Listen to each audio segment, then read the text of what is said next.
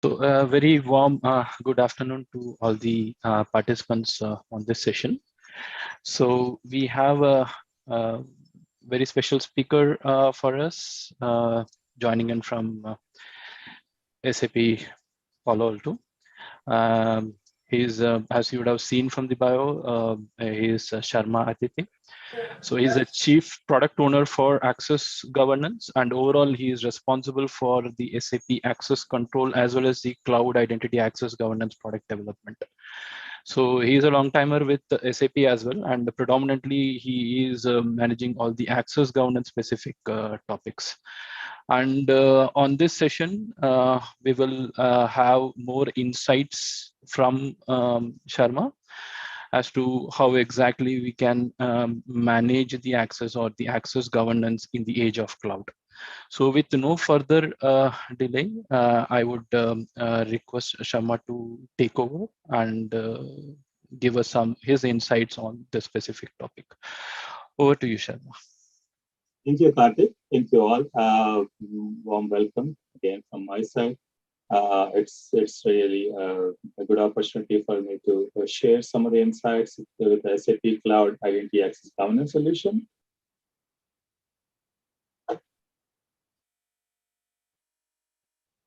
Okay, today's agenda covers the baseline in terms of what's the focus area from an identity access governance solution, and in general, what are the different offerings from an SAP GRC and security solution standpoint, and why we think it's relevant from an identity and access management and taking care of all the access governance processes.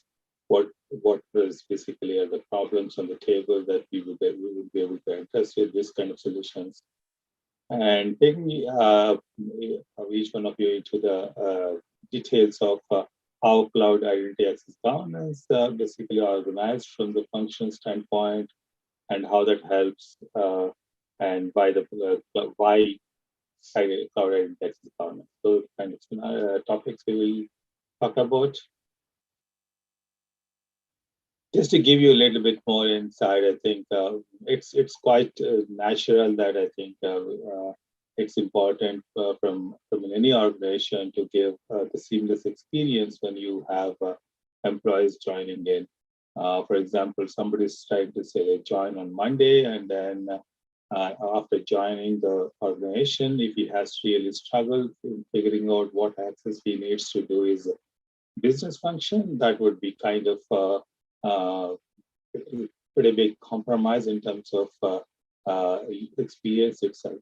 So what we wanted to do, or basically enhance with the solutions, is to provide a lot more flexibility and then simplification of the process. And when an employee is moving from joining a company, from that point onwards to getting into the new job or getting promotions, or from an organization standpoint, there are new set of systems or the applications are added to the business processes, or after a successful career, somebody is retiring or moving away from the company, and then in all these steps, there's an internal element that is access that need to be enabled for the user to do his job.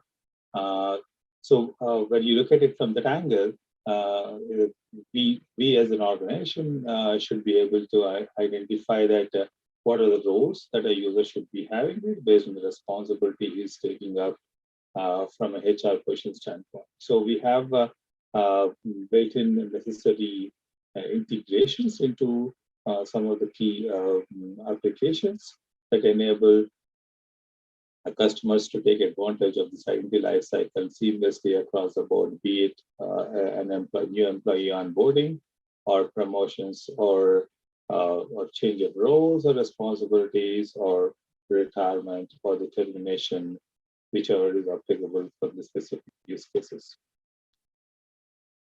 So what's basically an offering from a GRC security solutions standpoint? So with GRC, governance, risk, and compliance, there are the key set of themes that basically we address. One is the enterprise risk and compliance, and there is identity and access governance area, And there are also a couple of other scenarios where cybersecurity and data protection and international trade management. Today's focus is primarily on identity access governance solution. And then if you translate these themes into the kind of product offerings that SAP has in these areas, you can see the list of products. And then again, considering the time limitations, we'll be focusing on only the identity access governance solution in this session, which is basically a cloud-based access governance solution, providing you the access governance processes for your cloud applications. So a bit of background in terms of what's happening with an identity and access governance, what's the background of it. So when we started looking at in terms of how user access or security is being organized across the various business applications in customer landscapes, it's ever growing. And then with the cloud intervention or the digital transformation or cloud first approach and various other concepts that actually forces customers to adopt new applications because of the nature of the power of cloud applications and then the simplicity of being able to subscribe to the application and get started with your with your enhanced business processes. That's a good side of the story, but there is also a challenge that poses to all the security administrators and then the compliance teams within the organization, because this being actually adding new set of applications means new authorization models, and they got to be seamlessly managed across the board. And then this is an increasing complexity. And each model brings in a set of new mechanisms to handle user access.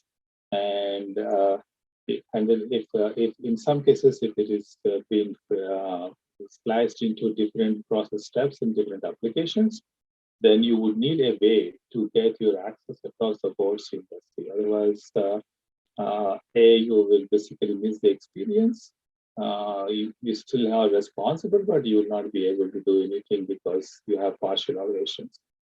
Or there could potentially be some additional things that, because the access has been fragmented, even the managing the access risk would potentially be even more challenging because you need right set of tools to look at access across the board, across the business process steps and various applications, and consolidate them to review and then assess whether the user access has any potential critical access or segregation of duty risks, and then have the right sort of tools to or the methodologies to address that or the manage it with a lot more confidence. So we went back into the drawing board and started looking at in terms of how we can address all these problems, especially in the context of the cloud application. So there is fundamentally looking at user access or user accounts into various business applications, and then provisioning them and then managing them has two interesting sides of it. One of them is relates to the user experience. What I meant by user experience is you as a user in a company should be able to log into the application seamlessly with a single sign-on, and then it shouldn't matter from where you're logging in, whether you're logging in from a laptop, desktop, or a tablet or a mobile devices. So you need an experience that basically provides you that level of support. And then when it comes to an emergency situation that somebody needs to go in and then manage that, and that should probably be, again, seamless because you don't want to struggle to get your access as an administrator to do your job. That looks simple. I mean, there can be a logic that, okay, why don't we just give everything to every user, then the problem is solved. But I think, yeah, each and every company is governed by various other rules, including compliance, audit requirements, and also having bulkier access means the processes have to be heavy enough or the controls have to be more frequent enough to address some of those access issues, and then also the internal policies from a access standpoint for companies, and those kind of things will basically be a big challenge. And then, needless to say, I think certification is also an important phenomena, because if you're basically the longer you stay, if you really don't take care of a right set of assignments to the users, so one, they lose the key functionality that they would need to do their business functions, and the other side, they'll be carrying forward the heavy load of the legacy access. So it's important, essential that you address the seamless experience, but you do not want to compromise on the compliance and auditability for all practical reasons. And of course, I think this also poses some of the key things like internal threats from a cybersecurity standpoint. The heavier the access is, if any one of the accounts that has a lot of access is compromised, then the users should be able to, the hacker should be able to do a lot more with that access. If it is contained, there's a lot more control on the business applications in terms of who can do what, will help organizations safeguard some of those attacks in a more meaningful way. So this is basically what the concept that we actually thought through, and then we came up with a solution that is called SAP Cloud Identity Access Governance Solution.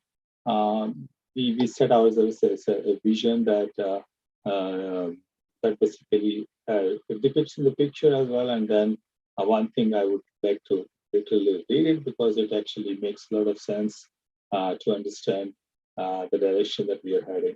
Organizations require a lifecycle process for managing user identities and governing identity and access across on-premise and in the cloud, which is definitely a reality, because most of the companies and organizations, as I see, are moving towards a cloud adoption, cloud solutions, and it makes a lot more sense, especially in these pandemic scenarios, because you'll be working remotely, and then getting the cloud offering, cloud solutions, getting to them is much faster than trying to go through the whole process of a network and then internal installations of applications.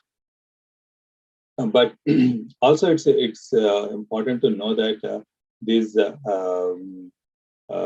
solutions or the landscapes are not like overnight transform into the cloud scenarios. That means you will still have some systems or some applications running on the on-premise as well.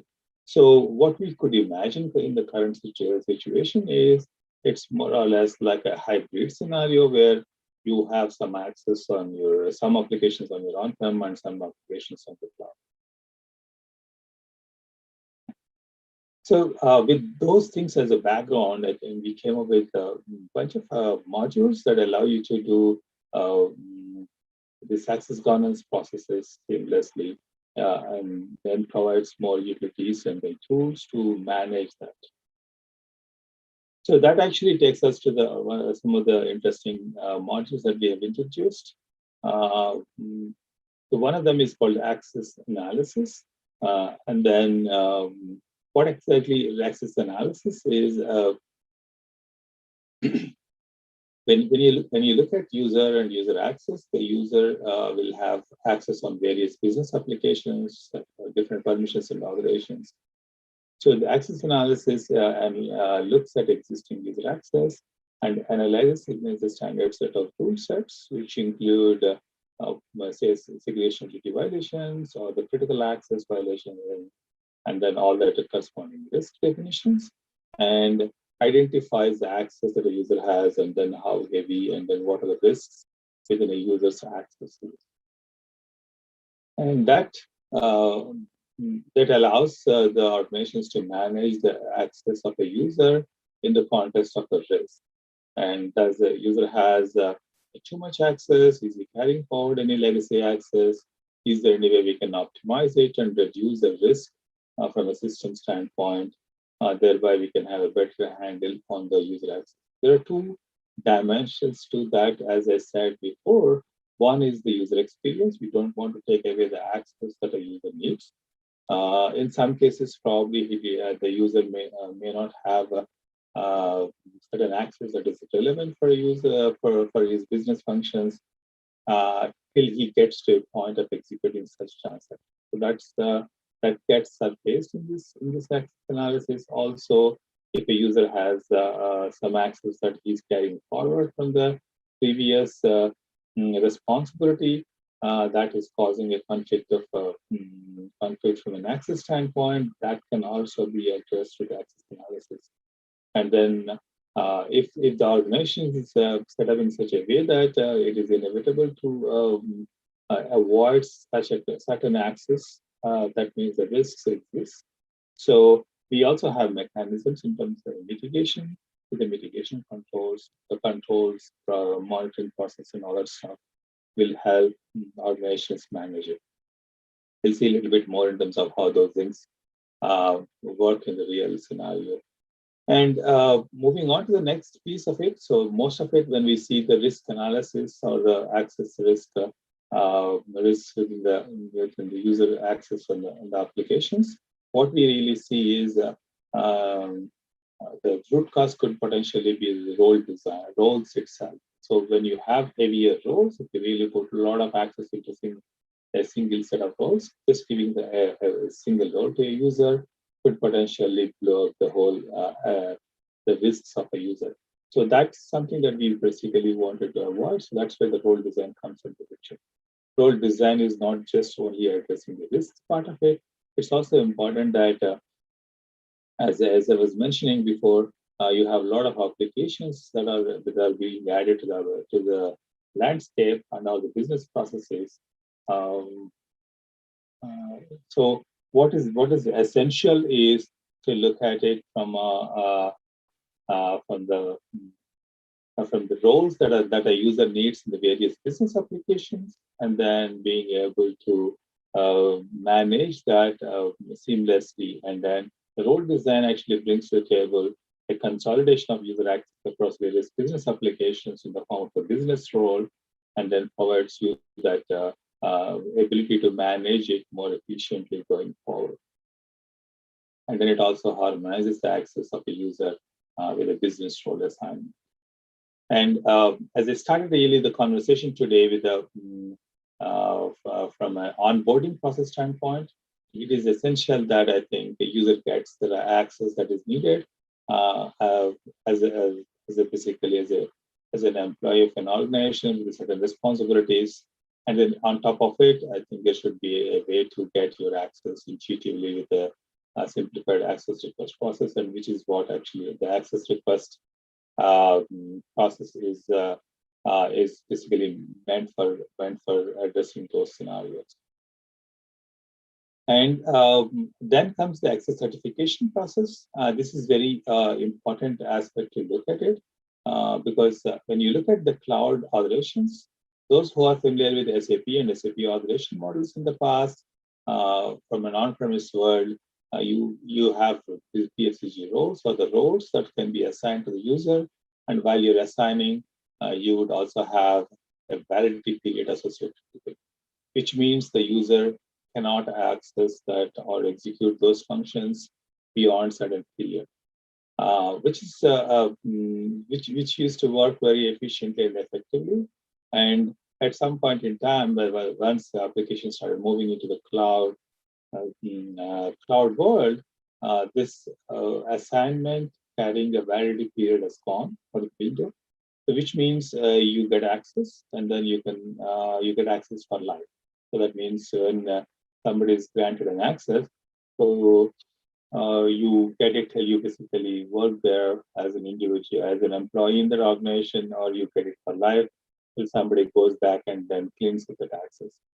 The certification process is actually becomes more relevant in the context of these cloud applications because there got to be a periodic set of reviews to understand what user access has. Does he have the right access, and then is he carrying forward any legacy access? Is it still relevant for a user or not? And then making the right decisions to adjust or optimize the user access would effectively help customers manage this. And this has also a distinct advantage on managing the access risk, as I started talking about access analysis, because if you have too much access, there will be too many risks, and then again, managing those risks becomes even more harder. The certification process also, in a way, optimizes user access, and then a periodic review ensures that the user is having the right access, and then he's not carrying forward any legacy access. And then also there's an element where somebody actually got an access for a specific, for example, project, right? So if he is requesting for an access for the project and he gets access, he's executing those transactions, the project is done, and if there is no tearing down processes in place, then the user will still carry forward that access, and then those are the kind of things can be identified part of certification also. Ideally, it's recommended that I think you do at least once or at least twice a year the periodic reviews for the user access across the board to ensure the user access is relevant even as of today. And moving forward, like some of these controls basically make the access to the applications very much limited. Limited in the sense the user gets everything he needs to do his job, nothing more, nothing less. When we say nothing more, that's where some other challenges come in, because you have a lot of risk. If you look at an administrative access, administrative user access, so there are a lot of risks and then a lot of mitigations and a lot of process overhead in that. So to avoid that and then make this seamless experience, and then we don't want to create a backdoor with an administrator getting in and doing something that's probably not acceptable from a company policies or from a SOX standpoint as well. So to address that seamlessly and then provide more effective way of managing the emergency access, we have this privileged access management in place, which basically enables customers to assign a specific privileged access ID to the administrator users, and then they can log in with that privileged access ID into the application and perform activity that's required from an emergency situation standpoint. And as soon as the session is complete, we capture all the necessary activity log and send it for a review.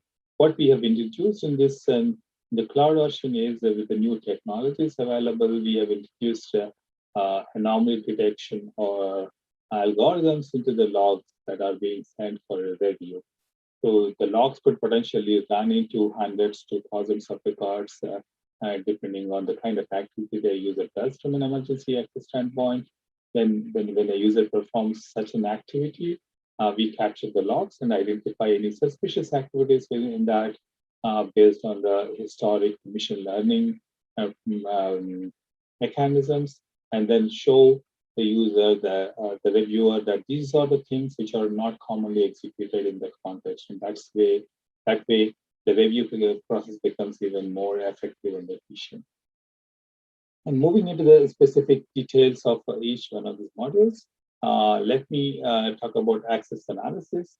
So what we have done here in the access analysis is taking advantage of, again, the technology and then mechanisms that are available or the experiences that we have with the previous set of products that we released.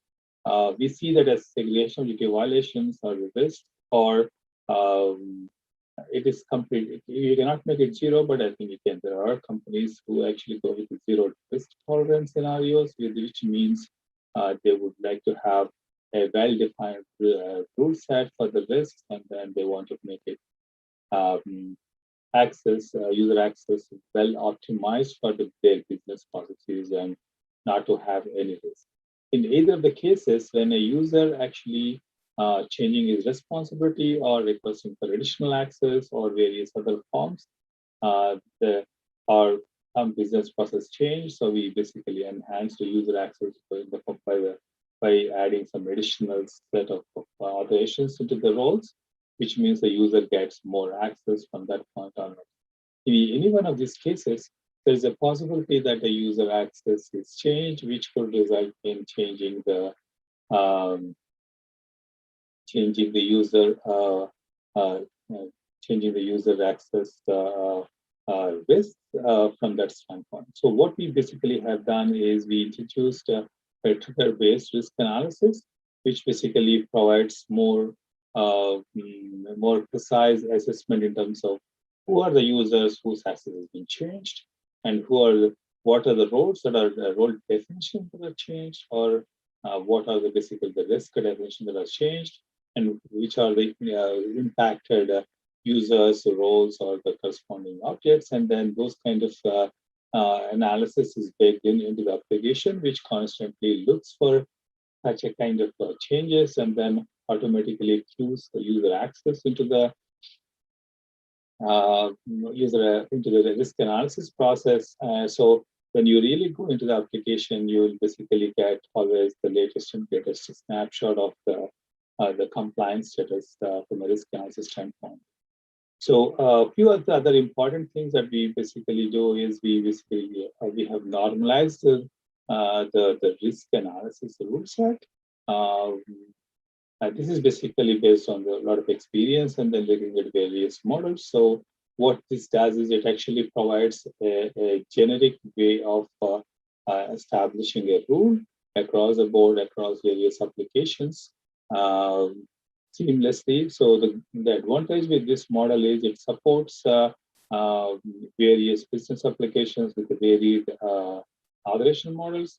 Second thing is it also supports a process risk analysis, being able to associate multiple functions which are associated with different business applications. So the beauty here is you don't have to really make isolated decisions of the risk analysis or the risk definitions. You would be able to do a cross-system risk analysis, primarily focusing on business functions and not necessarily how those are all translated from the business application standpoint. And then good news is basically we also have a standard set of rules that are basically delivered, and then we have also some of the application rule sets that are in progress, and we will keep on adding more rule sets. So this basically brings in a lot more ease for customers or organizations to adopt and then get started with the access with the identity access governance. Again, what we basically have is the dashboard. The dashboard always, like I said before, that's a trigger-based analysis. So the analysis always gets you the latest and greatest results. And then when you come to the access analysis, the dashboard, you will see the latest results on the screen. Couple of things that are basically to be looked at it is, I think, as a compliance team, you would be looking at this dashboard, and two important aspects of it, if not everything, is one is the risk score, the other one is the trend by the quarter. So you have a well-defined the goal that you would want to really bring down that, as it is shown on the basically the graph, that you want the risk to go down over a period of time. And then on the other hand, there is also something called the risk score that we introduced. The risk score is basically something that we wanted to really help compliance teams to prioritize the whose user access is more riskier from an organization standpoint. What it means is we consider we have a policy, risk score policy, that actually combines the various elements that will basically determine whether the user access is or lower risk. The policy includes the parameters like the number of roles or the access a user has, and the number of roles used by the user, and number of basically risks associated with the user access, and then number of mitigation controls associated with the risks that are there. And then used roles where the total roles are basically the mitigated risks by the the total risk, and some of those things basically come together as a formula to calculate the risk score. And this can be fine-tuned to the customer's part of the risk score policy adjustments to reflect the right numbers. Because if you have too much access to the users, you might end up having huge numbers, which is probably not intuitive enough. So the fine-tuning can be done from a weightage standpoint. But risk score gives you the consolidation of all this stuff. Too much access, the risk score is high. If you have used very little of that, then the risk score goes down. And then if you have too many risks in your access, the risk score goes up. And then if risks are mitigated, then the risk score goes down. And a combination of that is the total risk score that is basically helps. So once you really see the risk score, and then also assessment in terms of what are the users whose access is higher risk, you could actually go into each user access by just clicking on that specific user, and then you will basically be able to see a lot more details and then all the remediation process facilitated. And we recently introduced the scheme integration, which means you will be able to connect to any scheme-enabled application for access risk analysis at a role level. So how does it really look like when you drill down into a specific user? Is there is a risk remediation view that you are seeing it on the screen. What basically you're seeing is the user basic information, and then there is the risk information as well. And to really help guide the compliance teams to really get to a reasonable status, so we provided a couple of dives there. The one of them called as an access compliance. The other one is access effectiveness. As I was talking about, these are the elements, also the part of the risk score. So when you say access effectiveness, what does it mean is the total number of used roles by the total number of roles assigned. So if you see 63%, that means one third of the roles that are assigned to the users are not used by this user, which is really a good opportunity to really get rid of those unnecessary access, thereby reducing the risk dramatically to a lower level. And also you see access compliance there, which shows 0% here. There's a reason behind it, because the risks are there, but there are no mitigation controls associated with the risk. So that means the risk score goes up, as well as I think it's responsibility of the compliance team to review the access and take necessary measures to optimize the user access. So there are a few additional things that we introduced here called the simple refinement and advanced refinement. What actually it does is the system automatically calculates and provides you the proposal in terms of what roles to be removed, what roles to be adjusted, because to get to a zero risk scenario or a 100% compliance scenario, and then also the 100% effective. Again, I think it's not practical to really get 100% compliance and effectiveness for all practical reasons, but you would want to really get a reasonable amount of access effectiveness, and then handle the risk mitigation via risk mitigation, address the compliance aspect of it, if it cannot be done by just the refinement.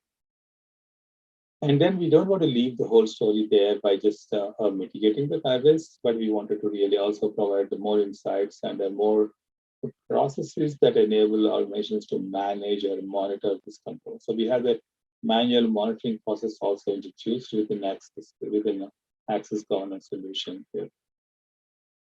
And just to really put together in a simple process, the triangle in the right bottom corner actually depicts the whole process. So you will see the information and the dashboard. You will basically go into the define process. You define the user access, optimize the user access based on the business requirements or the business needs of a user. And then if any residual risk, that's probably because your roles are not well defined or well carved out. So you might have a conflict that might be coming in with the access that is given to the user, and then any residual risk, you think you could potentially mitigate it. And then also the monitoring process enables you to look at the progress in terms of how the user is performing, and then from an activity standpoint, if there is anything that's probably that needs to be readjusted, that user that the comparison can get back to the define process, and it's a triangle. It's a continuous improvement process from that standpoint. Moving on to the next topic, that is more on the role design. What we have seen over a period of time is the business roles, which are basically a combination of roles from various applications. Putting them together is basically a way to address basically the complex landscapes. When we talk about these business roles, the business roles can be designed in two different ways. One is, I think, top-down, the other one is bottom-up. So what exactly we meant by top-down or bottom-up is when you say top-down, that means you have to really start looking at the business processes and the business responsibilities and translate them into technical roles and consolidate them and make it as a business role, and then make sure that those business roles are used for assigning access to the user. And it becomes a little bit more challenging when you have already established processes and then users using the applications. And then you want this to adopt the business role, becomes like it's in a way it's kind of a disruptive process. So that's where we actually came up with a minimum tiling algorithm based application, the machine learning algorithm that assesses the existing access and then consolidates and then provides you insights in terms of being able to look at existing access and translate them into business roles. If you really see on the left-hand side how the user access, the x-axis is the roles and systems and role combination there, and y-axis is the users. And the graph shows that the dark spot shows the assignment, and white space shows that there is no access assigned. And you could potentially imagine this as a display fragment kind of a scenario. But again, the idea here is to see that scenario, and when we apply the algorithm, it brings up the right side picture, which shows you a good set of clusters that can be potentially created as a business role, and then which will enable you to do manage that. So a simple calculation that probably gives you a lot more understanding of the whole story is, imagine that there are 10 accountants and then 15 roles to be assigned to the user. Then you're talking about 10 into 15, that is 150 assignments. And then imagine that all these 15 roles are basically like a contiguous block as you see it on the top. And as a business role, then from that point, you're talking about 10 into one business role, that's like 10 assignments to dramatically reduce the administrative cost. And then also it harmonizes the access. And then in this diagram, you also see there are some unique phenomena, that there is some white spaces there in between a block, which could potentially be that the access that was ignored, that was not probably assigned to some users. It's not because it is not required, it is only that it was missed because the access has been assigned manually for each one of those roles. So this is an opportunity to really look at that, and then if that's something that needs to be given to the user, then it can be incorporated into the business role and assigned to the user, thereby we harmonize the access that is being given to the user, apart from just really making simplification in terms of the assignment process. Again, the machine learning algorithm makes a proposal, and then there is a governance process around it, with the process owner and security teams to look at it and then ensure that the business roles, when you see in the blocks here, are not actually introducing any significant violation. If it is a case, they got to be split into smaller units of it. They should be granular enough that they don't really introduce any risk. At the same time, they should be big enough to address a specific business function. Again, I think I did mention it, but I think it's important to know that these business roles are cross-system in nature, not necessarily single system. And the methodology process or the governance process enables you to make sure that the roles and assignments are standardized, and then it transforms. At the end of the process, it transforms the existing access of a user into the business role, thereby it actually simplifies it. So it's a continuous improvement process. you don't have to do anything, or you don't have to disrupt the existing access. You will eventually move into the business role based user access management without changing or removing any access to user, but you might end up adding additional access to complete user access. Like I said, I think the process is defining the roles and optimize access, and then defining the access. Then you analyze the impact. There's also a functionality that enables you to say, okay, this is good for this account's manager role, but we probably need to have a couple of display roles to be added. You could do that part of the refinement of it, then the refinement of the business role. Once you basically activate the business role, and then that additional delta roles also can be associated with all the users who are supposed to get that. And that's what the provisioning actually happens. And then, yeah, like I explained, the self-service access request is also important because it's not. It is also important that we support the scenario use cases where the employees of an organization are assigned some special projects, or they need additional needs or specific context-based needs, that they would need additional access to applications, and they can actually request it apart from the standard processes of which are given access management, which means if a user gets a responsibility, we automatically derive that from success factor and then move those this position-based position access, translate that into a business role, and then assign the access across the various applications after the approval process with a built-in risk analysis, risk simulation process as well.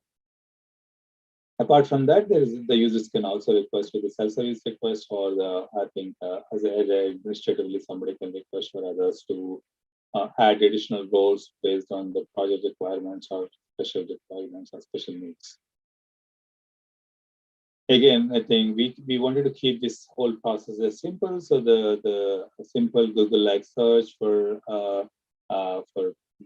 basically looking for roles, and then again, simple set of pieces of information that needs to be inputted to get your access input. Of course, this workflow includes the access risk simulation and mitigation control as expected from a compliance processes standpoint, as well as it has baked-in audit trial that actually is a good difference for going forward. And again, I think we also enable the scheme enabled, and we also have APIs that enable you to create requests from outside of any business application. And then if you really want to initiate an access request into IAG, there's some of the use cases where you have a business application and somebody goes in and then he finds some authorizations missing, and they can pretty much initiate a request into IAG from there with via API. And the rest of the process is seamless, and then we'll be able to provision to cloud on-premise applications seamlessly. Apart from that, we also have the mechanism to support the code. As I mentioned, certification process, it looks pretty simple from a process standpoint, like automated periodic access reviews, but it's very powerful, especially when you have access given to the users in the form of this assignments without any validity period. And we have a campaign-based access certification process. That means when you have huge companies with hundreds of thousands of users in the organization, it's probably not feasible for you to start a campaign for all the users and then get this done in a timely manner. So there can be mechanisms where you could potentially go by the location-based, department-based, or specific group-based basically access reviews. Thereby, you can slice and then complete the things in a timely manner. And then moving on to the last and the most important, like getting the privileged access in place and being able to get the right set of access from an emergency activity standpoint is also very essential, and it will basically help organizations manage it more effectively. And this is no different than emergency access management or the firefighter activity that you basically generally know. But what we introduced is new set of mechanisms that actually simplify the process from a log review standpoint. Here, what you can see is as a labs preview where you can see a list of transactions which are suspicious in nature. That's primarily because the user has performed certain transactions which seem to be not very common in this context. And then those are the kind of things. And then by just clicking, and you can navigate into specific roles and the specific activities or the roles of a log, and then see what is user performed, whether it's okay or not, and then make the log review process more effective and efficient. And that actually concludes the main part of it. I see there's a question that is coming in terms of how is cloud identity access governance different from an on-premise GRC access control. It is different from how we do things, and then we enhance the processes, we extend and then adopt new technologies, and then adopt the new authorization models of the cloud and provide more seamless integration. Some of the fundamentals that we basically changed with IAG or Identity Access Governance solution is you have your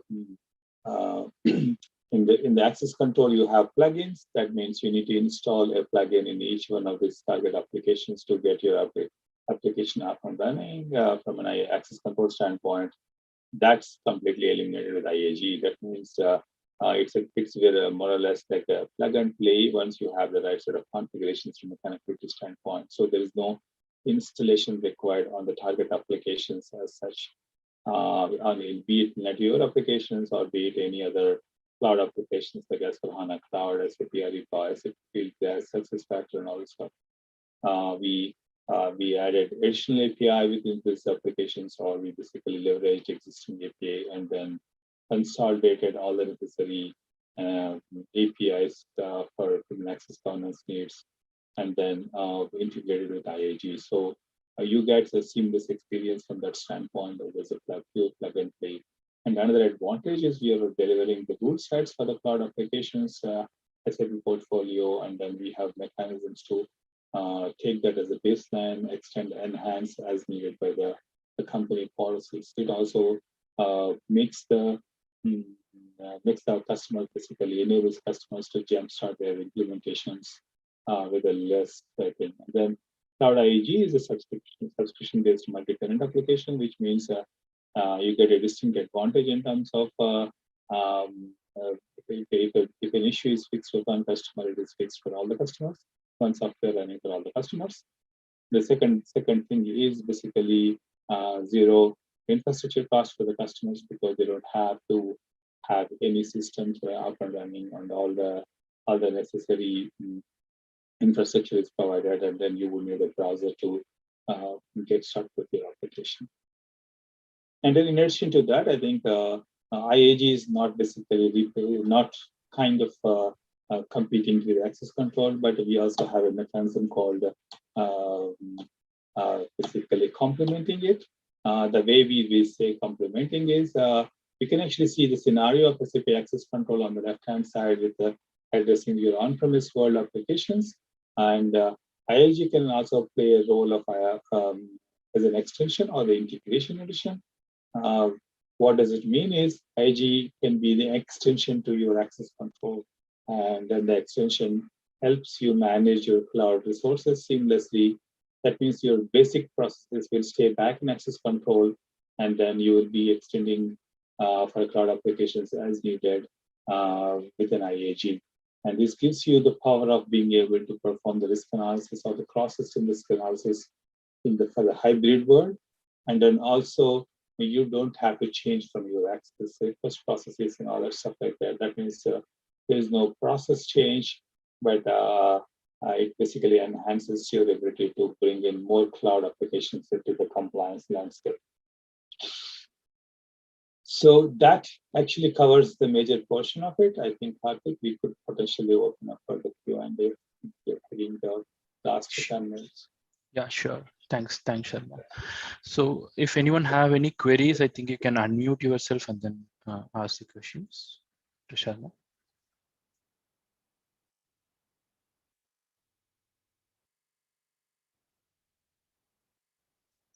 So Sharma, one question from my end. Is there any, for the integration part, is there a version dependency with respect to access control integrating to IAG?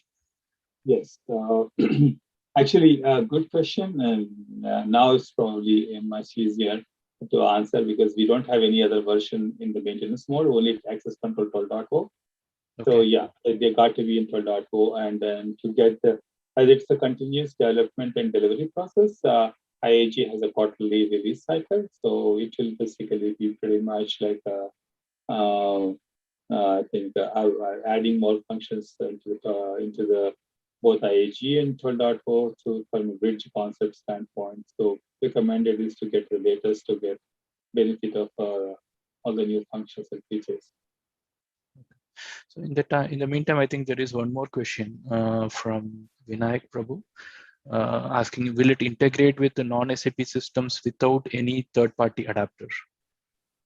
Yes, the STIM protocol is what I think we introduced now, which will basically it will connect to any application that is STIM enabled, seamless. We don't need third-party adapter. Yeah, if they don't have any such a STIM protocol or open API, that means there's got to be a proxy that STIM proxy has to be in place to return, which is a kind of it may run into the third-party situation of things, like for example, home loan solutions and all stuff. But any solution that enables the scheme, then we be able to support. Okay. So one more from my end again, Sharma. So does this IAG connect to all our cloud-based solutions, or we still, because they're all scheme-based and that's going to support, or we have a specific connectors being built in the cloud solutions as well, which are connecting to IAG? We are using the standard STIM protocol, and then from an access analysis, you would need additional operations. That's basically also baked into those applications. So for example, for S/4HANA Cloud, right? So we have additional set of APIs that are built, especially for this purpose, for an access of risk analysis, because it's not just a basic business store of S/4HANA Cloud, but it is more of a catalogs and restrictions that are there in those applications have to be pulled in. So that's the kind of additional integrations that are available. We have done that for SuccessFactors. We have done that for S/4HANA Cloud, for IBP, and then all the scheme enabled. We do the basic access management processes, and then we are adding basically the additional API integrations into IAG from a risk analysis standpoint for a more granular analysis wherever it is applicable, which is true for SAP Ariba, Fieldglass, SuccessFactors, S/4HANA, and I integrated business planning, and then few other, and then of course the business technology platform, which we used to call the cloud platform. Those are the kind of things that are basically already supported. Okay. Well, thanks for that information as well, Sharma. So, the participants, if you still have some questions, you can open up, or I think, or else I will move on to Bipin to give some updates. And in the meantime, even if you have some questions, you can drop by to us, and then we can also get them answered from Sharma if you have any queries and in turn need to be addressed as well. So if there is none at this moment to be addressed by Sharma, so I will ask Bipin to give a quick update on the security notes. Bipin, over to you. I'll just make you. I'm audible, right? Yes, I'm just making you host. Okay. And thank you, Sharma, for the great presentation. I'm just taking up sharing, I hope it's okay. Yeah. Okay, Karthik probably can just confirm once my screen is visible. Yes, it is visible.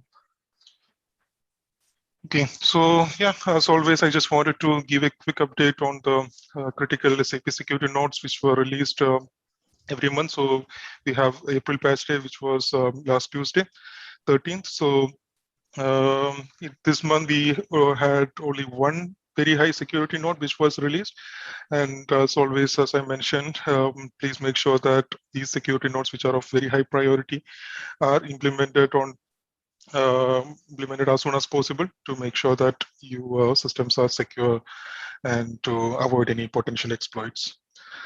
So yeah, just to get into the details of the security note, this was on SAP Commerce. The product affected is SAP Commerce, and this is a remote code execution vulnerability with a very high score of 9.9 CVSS. And one good thing here is that there is a workaround which is also available, which you can apply as an interim solution. And again, to stress, it's always a workaround is an interim solution, and for the permanent solution, always go for the solution which is mentioned in the security note. In case if you have any questions, I have also linked the FAQ document here, which kind of answers almost all the generic questions you might have. And these slides I will share, or like you will get it later. So that is all I just wanted to share with you today. And in case if there are any questions, you can again put it in the chat or ask me now. Or otherwise, I think we have only 2 minutes with our scheduled time. I would like to give it back to Karthik. Thanks, Vipin. So I think we have addressed the queries, as well as I feel that we don't have any further questions. So I take this moment to again thank Sharma for taking time early in the day, his time zone, and then making sure that the INDUS security group is being addressed on this very important topic on identity and access governance. Until we have one more occasion where we also bring up Sharma to address any further compliance specific topics, maybe access control or anything related to the compliance part, I think we will again reach out and then seek his guidance as well on these topics. Thanks again, Sharma, for your presence and then giving us this session on the IAG part. So till we meet for the next session, which we are planning for next month, I think we have a minute from this session, and then we are good till we meet for the next session. Thanks everyone for joining, and keep safe. Thank you, Sharma. Thank you all. Bye-bye. Thank you.